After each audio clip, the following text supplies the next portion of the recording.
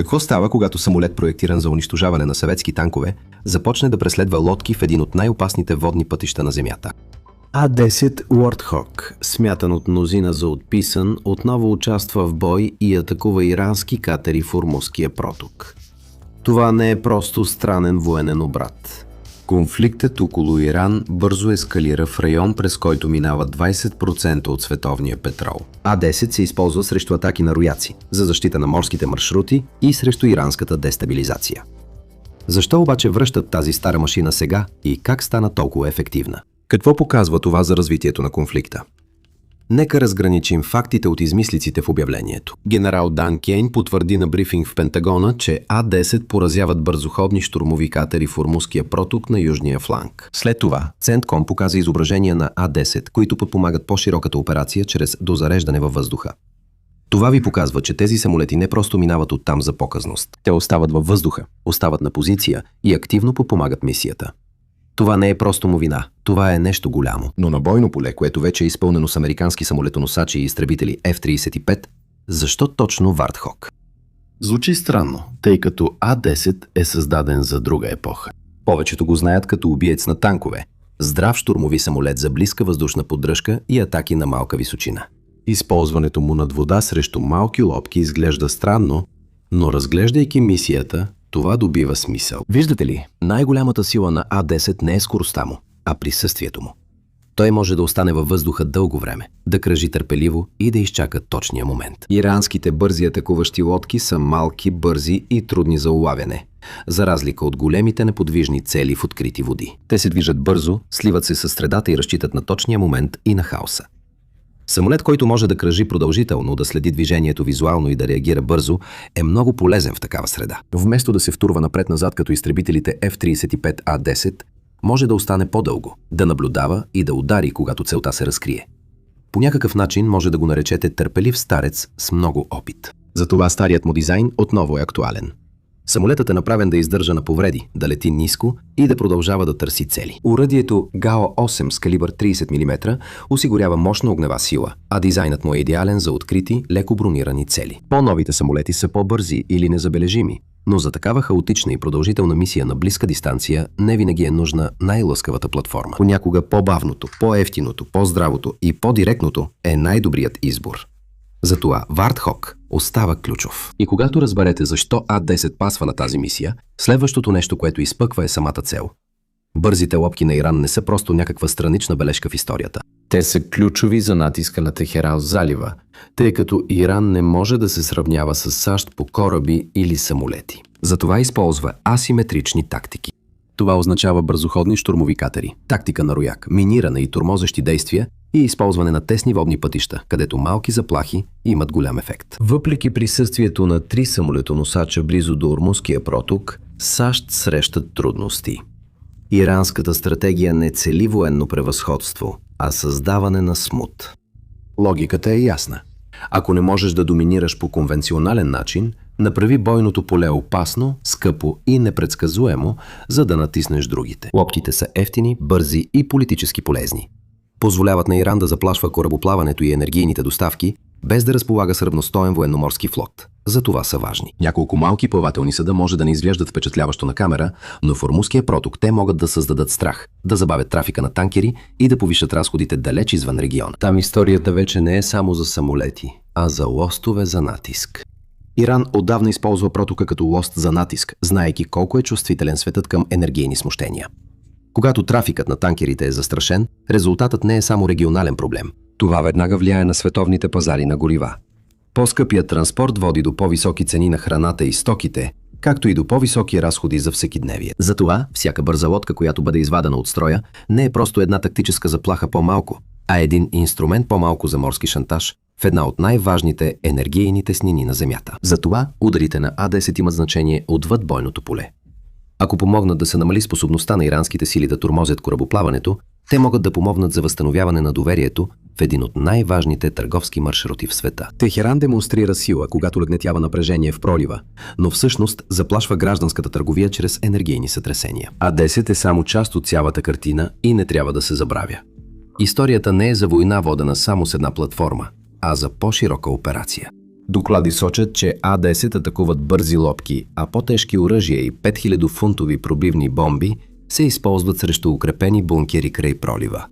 Контрастът е сред най-интересните неща в кампанията и показва нещо важно. Тя се оформя според типа цел. Това не е случайно или просто спектакъл, а систематичен опит да се отнемат инструментите на Иран. Това е една от най-големите иронии в историята. А-10 трябваше вече да бъде изведен от употреба. В продължение на години се говореше за него като за остаряла платформа, която е пред края си. И все пак, ето го отново в истински бой, вършейки точно тази грозна работа по лов на цели на малка височина, за който е създаден. Тази ирония работи, защото казва нещо по-дълбоко. Технологиите напредват бързо, но някои видове война остават същите. Проблемът с рояците от лодки не винаги изисква сложно решение. Понякога стар самолет изпълнява мисията по-добре от очакваното. Ако се забавлявате повече от мен, когато стар реактивен самолет унижава съвременни заплахи, натиснете бутона за харесване, за да знае алгоритъмът, че всички сме супер заинтересовани от Warhawk. Абонирайте се, ако искате още анализи, в които старата школа побеждава. Обещавам да не чакате още 50 години за следващо видео. Впечатляващо е, че това не беше отчаяна или импровизирана идея, а морският аспект беше планиран. Екипажите на А-10 са обучавани за такива задачи и по-рано. Ученията в залива, включително и по-скорошната съвместна дейност с военноморските сили, показват, че американските стратези вече са отделили време да обмислят как да използват тези самолети срещу крайбрежни и морски заплахи. Когато започна конфликтът, вече имаше план. Иран не се изправяше срещу трик, а срещу заплаха, за която САЩ вече бяха подготвени. Това е важно, защото отнема част от ореола на мистериозност около тактиките на Иран. Техеран обича да действа чрез несигурност и натиск, но тези поведения не са нови. Те са модели.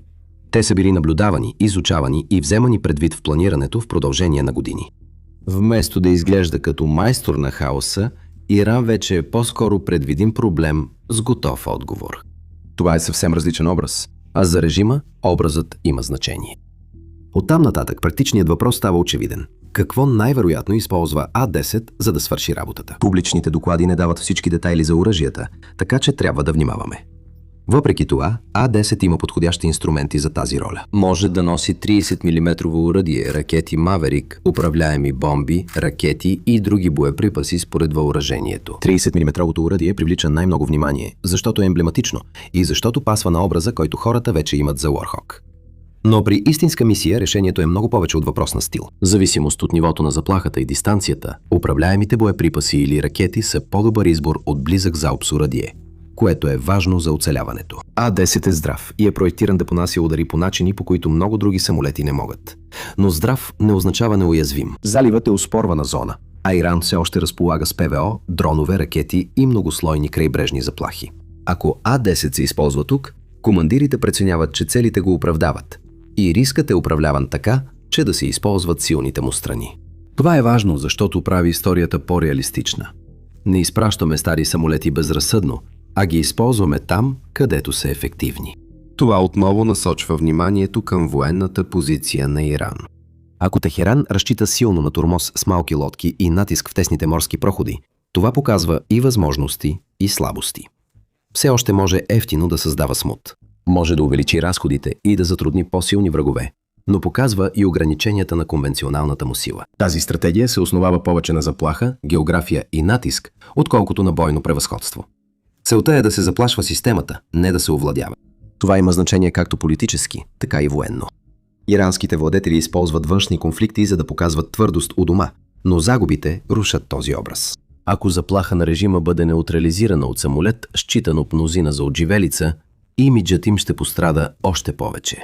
Изведнъж посланието става за уязвимост, а митът отслабва. Важно е историята да не се свежда само до машини, оръжия и карти. Морското сплашване засяга реални хора далеч отвъд бойното поле. Моряци, екипажи на кораби, икономиките на залива и обикновените потребители – всички усещат последствията. Когато корабоплаването се забави или стане по-опасно, разходите се прехвърлят навън. Горивото поскъпва, стоките се движат по-бавно, а семейните бюджети усещат натиска. Когато Иран заплашва цивилната търговия в пролива, последствията се усещат в ежедневието. Така моралният контраст е по-ясен, отколкото Техеран желае. Режимът нарича тези действия съпротива, но светът ги вижда по-скоро като изнудване с ракети, мини и бързи лодки. Точно за това контракампанията е от значение.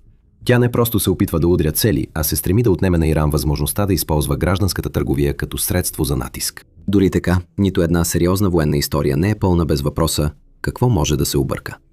Използването на А-10 в тази среда е рисковано. Самолетът е по-бавен от съвременните изтребители. Той не е невидим за радарите, а работата на ниска височина в зона с висока концентрация на заплахи никога не е комфортна. Това означава, че планирането на мисията става от решаващо значение. Времето е важно. Въздушното прикритие е важно. Неутрализирането на вражеските заплахи е важно.